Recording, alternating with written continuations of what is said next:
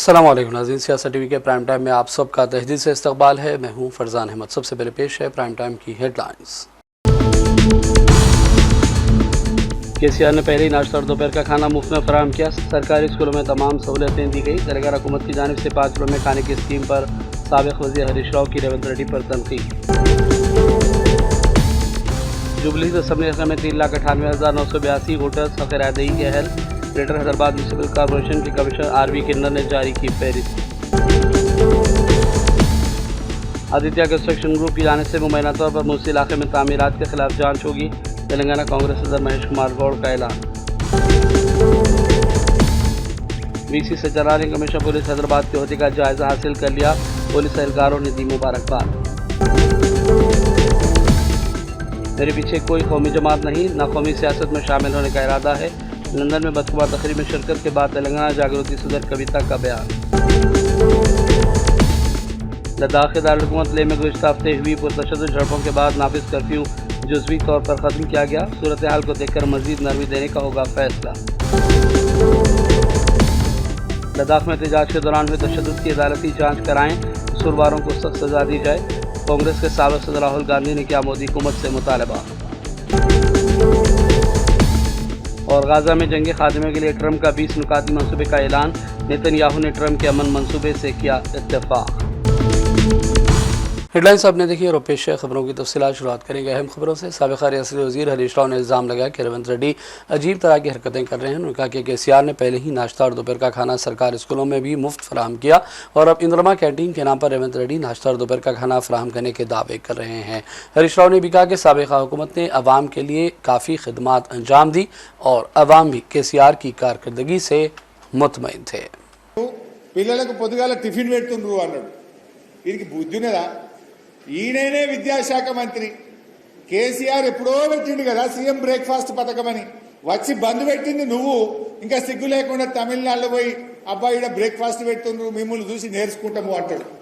నువ్వు నేర్చుకునేది కాదురా నాయనా, నీకంటే ముందే గవర్నమెంట్ స్కూల్ పిల్లలకు పొద్దున పూట ఇడ్లీ పెట్టిండు, దోశ పెట్టిండు, వడ పెట్టిండు, ఉప్మా పెట్టిండు, టిఫిన్ పెట్టిండు కేసీఆర్ కడుపు నిండా. నువ్వు వచ్చినాక బంద్ చేసినావు కదా దద్దమ్మవు. నువ్వు విద్యాశాఖ మంత్రి ఉండి పిల్లలకు బ్రేక్ఫాస్ట్ బంద్ చేసినావు. హాస్టళ్లలో పోతే కాస్మోటిక్ ఛార్జ్ వస్తలేదు. గ్రీన్ ఛానల్ అని నరకుడే తప్ప రెసిడెన్షియల్ స్కూళ్లకు హాస్టళ్లకు గ్రీన్ ఛానల్లో రూపాయి వచ్చింది లేదు. హాస్టళ్లకు కిరాయిలు కట్టక తాళాలు పడుతున్న పరిస్థితి వచ్చింది. పిల్లలకు ఫీజు రియంబర్స్మెంట్ ఇచ్చే పరిస్థితి లేదు. ఎంత చిల్లర ముఖ్యమంత్రి. తమిళనాడు పోయి వాళ్ళని చూసి నేర్చుకుంటా బ్రేక్ఫాస్ట్ పథకం బాగుంది అంటాడు. ఇంతకు ముందే ఉన్నది కదా తెలంగాణలో. ग्रेटर हैदराबाद म्यूनिसिपल कॉरपोरेशन के कमिश्नर आरवी किन्नर ने जुबली असम्बली की वोटर लिस्ट जारी की है। ज़िमनी इलेक्शन में 3,98,982 वोटर्स खैरादही के अहल हैं। याद रहे कि जुबली हिल्स में अनकरीब ज़िमनी असम्बली इंतखाबात मुतवक्को हैं और BRS और कांग्रेस समेत दीगर पार्टियों ने अमलन अपनी इंतखाबी मुहिम का भी आगाज़ कर दिया है। BRS ने साबिक़ा रुकन असम्बली की बेवा सुनीता को अपना उम्मीदवार बनाने का ऐलान कर दिया और मुहिम की शुरुआत की, जबकि कांग्रेस ने ताहाल अपने उम्मीदवार के नाम का ऐलान नहीं किया है। तेलंगाना कांग्रेस सदर महेश कुमार गौड़ ने कहा कि वो आदित्य कंस्ट्रक्शन ग्रुप की जानिब से मुबैना तौर पर मूसी इलाके में तामीरात के खिलाफ चीफ मिनिस्टर रेवंत रेड्डी से नुमाइंदगी कर रहे हैं। उन्होंने भी कहा कि कंपनी की जानिब से सरगर्मियों पर मुकम्मल जांच की भी वो सिफारिश करते हैं ताकि मुबैना बदअनवानियों की तमाम तरह से तहकीकात की जा सकें। ఆదిత్య వెంకటేశ్వర కూడా నేను కూడా చూశాను. నాకు కూడా వీడియోలు వచ్చాయి. అనుమానాలు ఉన్నాయి. ముఖ్యమంత్రి గారితో మాట్లాడతాను. నది పక్కనే ఉంది. నేను కూడా వీడియోలు చూశాను. నా నివాసం కూడా అక్కడే ఉంటుంది. నది పక్కనే ఉంది. నదిలో కట్టినట్టే కనబడతా ఉంది. అది లోతుగా ఇంకా అధ్యయనం చేయాల్సిందిగా ముఖ్యమంత్రి గారిని తక్షణమే కోరుతాను నేను। तेलंगाना हुकूमत ने 33 IPS सुधारों के तबादले किए, जिसके तहत VC सज्जनार को हैदराबाद का नया पुलिस कमिश्नर बनाया गया। आज सुबह VC सज्जनार ने कमिश्नर पुलिस की अपनी जिम्मेदारी संभाल ली और ओहदे का जायजा बाकायदा तौर पर हासिल कर लिया है। इस मौके पर पुलिस एहलकारों ने उन्हें मुबारकबाद पेश की।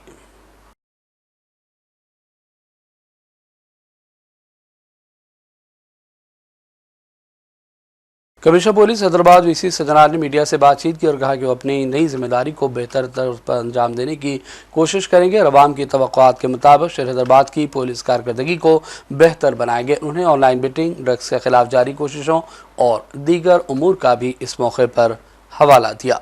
ये रिस्पॉन्सिबिलिटी दिए से तेलंगाना गवर्नमेंट को, हमारा honourable chief minister Shri Revanth Reddy साहब को, चीफ सेक्रेटरी रामकृष्ण राव साहब को, डीजीपी जितेंद्र सर को और डीजीपी इंटेलिजेंस शिवदे रेड्डी साहब को मैं बहुत थैंक्स बोलना चाहता हूँ। ये बहुत बड़ा जिम्मेदारी है। डेफिनेटली मेरा एक्सपीरियंस है, हैदराबाद सिटी पब्लिक के साथ मिलके ये कौन सा भी प्रॉब्लम है तो सॉल्व करने के लिए हम लोग रेडी है। अब तक तो हैदराबाद सिटी पुलिस अच्छा काम किए है, बहुत अच्छा कम्युनल हार्मनी मेंटेन किया है, बहुत फंक्शंस और बहुत फेस्टिवल्स को भी पीसफुल करे है। डेफिनेटली आगे का दिन भी ये जो हार्मनी है मेंटेन करने के लिए हम कोशिश करेंगे और पब्लिक का भी साथ हम लोग काम करके मिलके काम करते हैं और पब्लिक का भी कोऑपरेशन हम लोग रिक्वेस्ट कर रहे हैं। हम लोग Hyderabad city police drugs, woman safety और adulteration, cyber crime, economic offences, traffic और आर्टिफिशियल इंटेलिजेंस यूज करके और भी अच्छा पुलिसिंग करने के लिए हम लोग कोशिश करेंगे। कुछ भी प्रॉब्लम है तो हम लोग को कांटेक्ट करने के लिए कोई भी है तो भी वो नजदीक का पुलिस स्टेशन, नहीं तो एसीपी, डीसीपी, नहीं तो मुझे कांटेक्ट करने के लिए। अब तक तो तीनों जगह पुलिस कमिश्नर्स बैठे हैं, यहाँ पे बैठे हैं, बशीरबाग में ओल्ड सीपी ऑफिस में बैठे और पुरानी हवेली में बैठे। मैं भी पुरानी हवेली, बशीरबाग ऑफिस और यहाँ पे भी बैठता हूँ।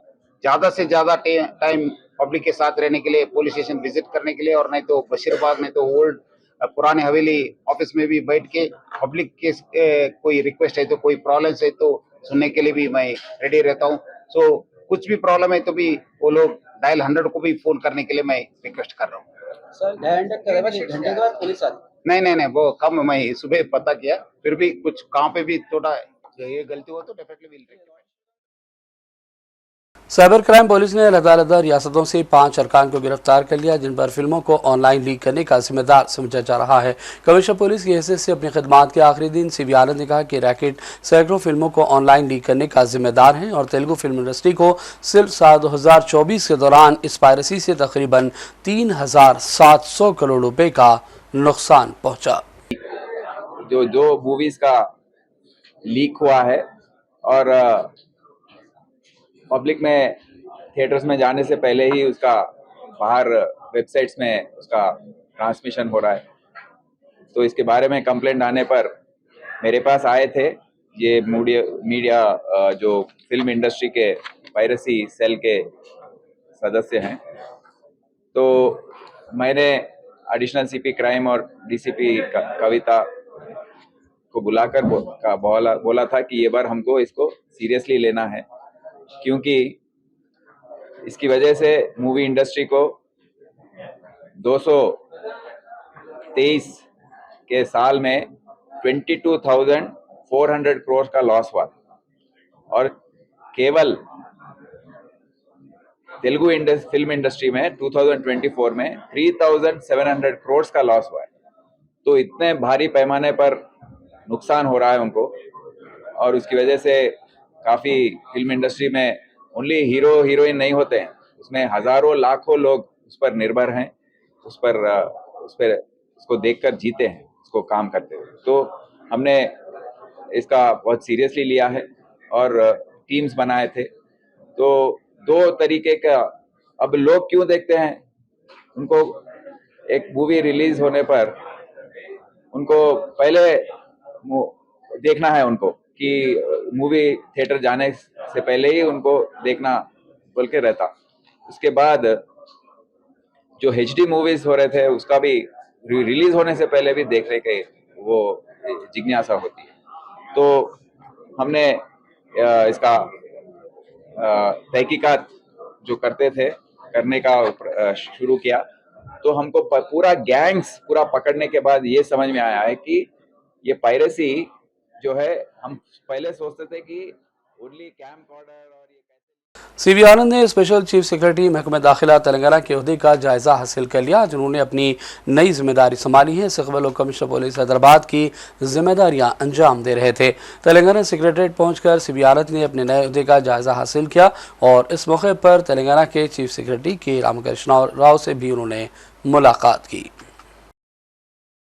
तेलंगाना जागृति की सदर कविता ने कहा कि उनके पीछे कोई कौमी जमात नहीं और न वो कौमी सियासत में शामिल होने का कोई इरादा रखती हैं। लंदन में बदकुमान तकरीब से खिताब के ऊपर उन्होंने कहा कि बीआरएस के लिए 20 बरस तक काम करने के बावजूद जाती मफादात रखने वाले चंद अफराद ने नुकसान पहुंचाया। उन्होंने कहा कि पार्टी से निकाले जाने के बाद उन्होंने मलसी उधर पार्टी के रुकने से भी इस्तीफा दे दिया, लेकिन स्पीकर की जानिब से मंजूरी में ताखीर पर कांग्रेस की सियासत का इल्ज़ाम लगाया। कविता ने कहा कि तेलंगाना तहरीक में बेलौस जद्दोजहद करने वालों में कुछ ज़ाती मफादात भी गालिब आ गए। అన్ఫార్చునేట్ సిచ్యువేషన్ అండి. ఎందుకంటే పోరాటాల పార్టీ, ఉద్యమాల పార్టీ, ఇట్లాంటి పార్టీలో చీలికలు రావద్దు అనేటటువంటి అంశం కోసమే అందరం కూడా చాలా ప్రయత్నం చేసినాం.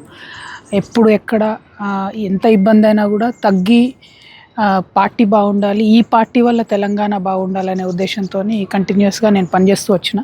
చాలా అవమానాలు ఎదురైనాయి, చాలా ఇబ్బందులు ఎదురైనాయి, చాలా పొలిటికల్ పార్టీస్లో జరుగుతుంటాయి. నా విషయంలో అన్ఫార్చునేట్లీ ఏంటంటే నా ఓటమి దగ్గర నుండి, నాకు పర్సనల్గా నేను సఫర్ అవ్వడం దగ్గర నుండి ఇవన్నీ మీరంతా కూడా చూస్తూ వచ్చారు. ఎందుకంటే మనం ఉద్యమ పార్టీలోంచి, ఉద్యమ బ్యాక్గ్రౌండ్లోంచి వచ్చినాం కాబట్టి ఏదున్నా ప్రజలకే చెప్పుకుంటాం. కష్టం వచ్చిన ప్రజలతోనే చెప్పుకుంటాం, బాధైన ప్రజలతోనే చెప్పుకుంటాం, సంతోషమైన ప్రజలతోనే పంచుకుంటాం. కానీ నేను ఒక ఆడపిల్లను కాబట్టి కుటుంబం బాగుండాలి, పార్టీ బాగుండాలనే ఉద్దేశంతో నేనెంత సఫర్ అయినా బయటకి ఎప్పుడు చెప్పలే. కానీ మొన్న జరిగిన unfortunate incidents I was forced to talk about certain things by other people, not me. It was not my choice.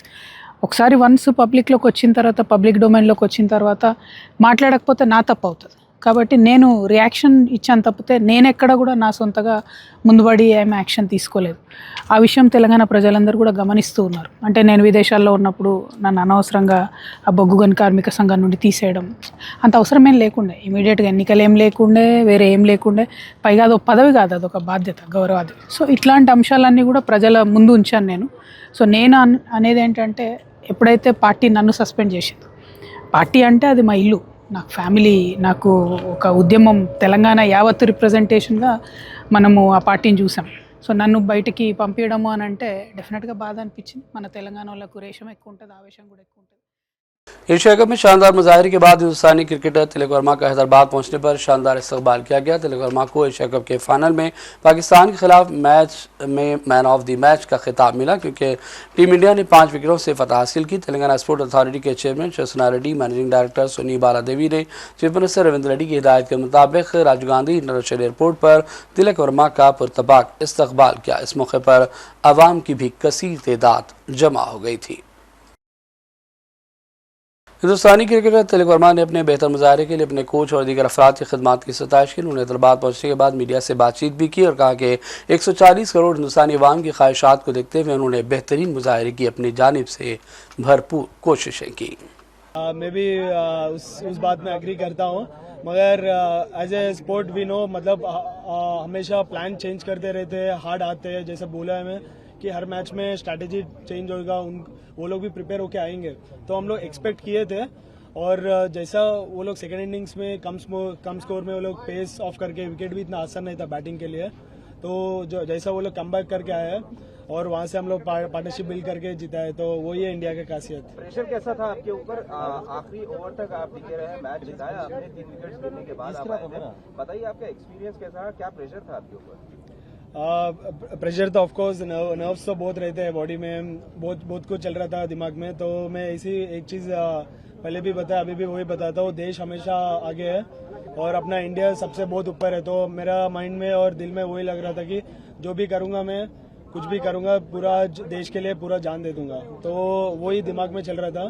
तो उस समय मेरे को क्या क्या ज़रूरत है, अगर मैं प्रेशर में आ गया तो देश को नीचे करूँगा, खुद को नहीं, देश को। और इतना 140 करोड़ लोग, सब लोगों को मैं नीचे कर रहा हूँ, तो वो सबको मैं लेकर जाने के लिए मेरे खुद को उस समय काम रहना, जो बेसिक्स बचपन से मैंने सीखा हूँ, मेरा जो कोचेस है बचपन से मेरे को ये आदत की है, तो मैं वो सब चीज काम रह के दिमाग में सोचा और एग्जीक्यूट किया। पाकिस्तान की आदत है कि हमेशा वो डिस्ट्रैक्ट करने की जब बात करते हैं तो भारत पाक के मैच में तो अक्सर देखा जाता है, लेकिन ये वाले में ऑपरेशन सिंदूर के बाद बहुत ही ज्यादा हाई वोल्टेज रहा, पहले के 2 मैचेस भी और अब तीसरे मैच में किस तरह की स्लेजिंग रही या फिर किस तरीके से प्रेशर आपके ऊपर बनाने की कोशिश की गई सेकेंड इनिंग्स में, तो खासकर ज्यादा था। जैसे पहले 3 विकेट भी हो गए थे, जल्दी हो गए थे, तो उसके बाद और थोड़ा हार्ड होने चालू हुआ।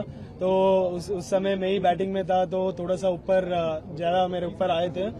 तो जैसे मैंने बोला है कि अपन उस समय बात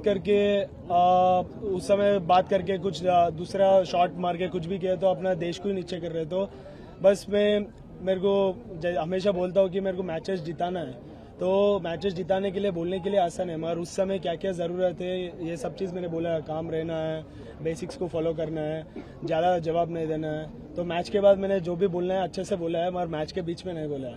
तो जो करने की कोशिश हमेशा पाकिस्तान करता है खिलाड़ियों को किसी न किसी तरह, तो क्या आपके साथ भी इस तरह का रवैया आता है या पाकिस्तान? तेलंगाना हुकूमत देही इलाकों में नौजवानों और खवातीन के लिए रोजगार के मौके पैदा करने और किसानों को इजाफी आमदनी दिलाने रिवायती तरीकों को तेजी से अख्तियार कर रही है। इस सिलसिले में हुकूमत ने बड़े पैमाने पर देसी मुर्गियों की अफजाइश को फरोग देने का फैसला किया ताकि खाने वालों को प्रोटीन मिले और पाने वालों को आमदनी मिले। माजी में हर गाँव में बड़ी तादाद में देसी मुर्गियाँ पाई जाती थी, लेकिन वक्त के साथ इनकी तादाद में नुमाया कमी आ गई। शहरों में देसी मुर्गी के गोश्त की मांग काफ़ी ज़्यादा है, इसलिए हुकूमत ने हर गांव में मुफ्त मुर्गियों की तकसीम का मनसूबा भी तैयार किया। ज़राअत, देही तरक्की, बागबानी और पंचायत राज महकमों के साथ मुतल्लिका यूनिवर्सिटियों के ज़रिए इस मनसूबे को नाफिज किया जाएगा। शहर हैदराबाद के तेलुगु तली फ्लाईओवर का नाम तब्दील कर दिया गया। रियासती हुकूमत ने इसका नया नाम अब तेलंगाना तली फ्लाईओवर रखा है। रियासती सेक्रेटरीट के करीब वाक़ इस फ्लाईओवर ब्रिज पर अब बोर्ड भी नस्ब कर दिया गया, जिस पर तेलंगाना तली फ्लाईओवर नाम नुमाया तौर पर दर्ज देखा जा सकता है। और बढ़ते हैं 14 कौमी आलमी खबरों की जानिब। लद्दाख की राजधानी लेह में गुज़श्ता हफ्ते होने वाले पुरतशद्दुद झड़पों के बाद नाफिज कर्फ्यू जुज़वी तौर पर ख़त्म किया गया। मुकामी इंतज़ामिया ने सुबह 10 बजे से दोपहर 2 बजे तक 4 घंटे के लिए शहरों को अपनी सरगर्मियाँ महदूद हद तक जारी रखने की इजाज़त दी। इस दौरान कारोबारियों को कारोबार की इजाज़त दी गई। पुलिस सरकार ने कहा कि हालात पर मुसलसल नज़र रखी जा रही है और सूरत हाल को देखते हुए मज़ीद नरमी का फैसला होगा। इंतज़ामिया ने कहा कि इन इक़दामात का मकसद अवाम में अमन कायम रखना और मामूलात ज़िंदगी को बहाल करना है। याद रहे कि 24 सितंबर को लेह में मुजाहिरीन और पुलिस के दरमियान झड़पों के वाक़यात पेश आए थे। कांग्रेस के साबिक़ सदर राहुल गांधी ने लद्दाख में एहतजाज के दौरान हुए तशद्दुद की अदालती जांच और कसूरवारों को सख्त सज़ा देने की मांग की। राहुल ने सोशल मीडिया पर पोस्ट में वज़ीर-ए-आज़म मोदी पर लद्दाख के लोगों को धोखा देने का इल्ज़ाम लगाया और कहा कि अपने हुकूक मांगने वालों को तशद्दुद से डराने के बजाय उनके साथ बातचीत करना चाहिए। उन्होंने लद्दाख के साबिक़ फ़ौजी के मसाइब की वीडियो भी जारी की, जिसने मुल्क के मुख्तलिफ हिस्सों में खिदमत अंजाम दी और जिनका बेटा लद्दाख में हुई फायरिंग में मारा गया। कांग्रेस लीडर ने पोस्ट में लिखा कि बाप एक सिपाही, बेटा भी एक सिपाही, हुब्बुल वतनी उनके खून में पैवस्त है। फिर भी बीजेपी हुकूमत ने मुल्क के एक बहादुर बेटे को गोली मार दी, सिर्फ इसलिए कि वो लद्दाख से था और अपने हुकूक के लिए खड़ा था। बाप की दर्द भरी आंखें सवाल पूछती हैं कि आज मुल्क की खिदमत करने का यही सिला है। राहुल ने कहा कि हमारा मुतालबा है कि लद्दाख में इन हलाकतों की गैर जानिबदाराना अदालती जाँच और मुजरिमों को सख्त सज़ा मिलना चाहिए।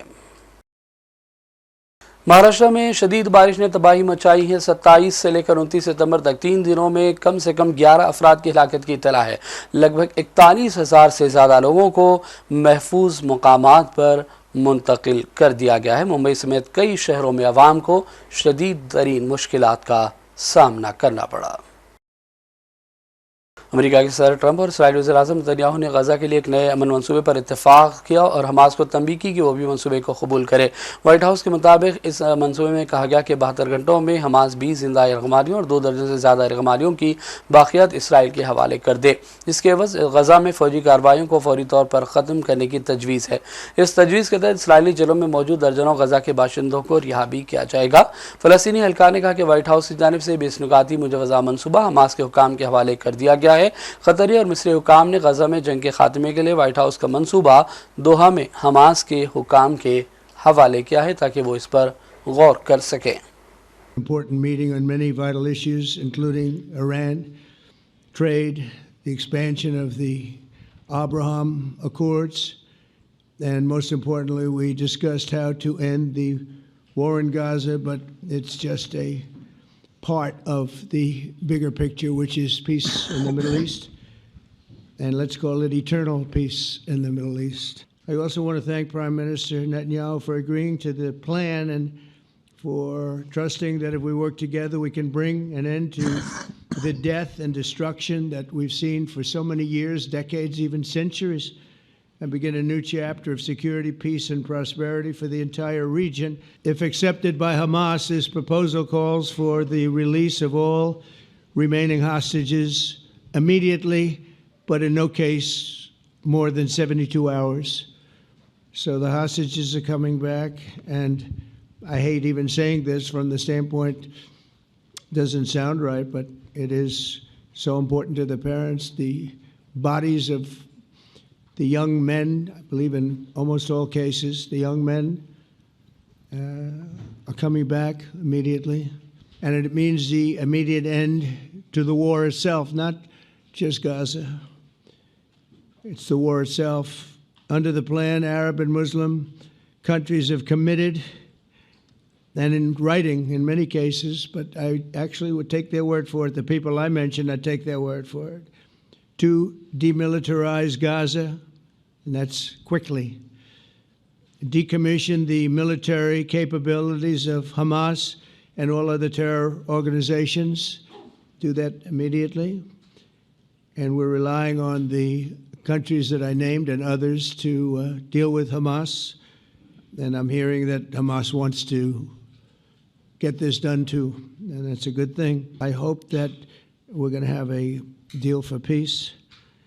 And if Hamas rejects the deal, which is always possible, they're the only one left. Everyone else has accepted it. But I have a feeling that we're going to have a positive.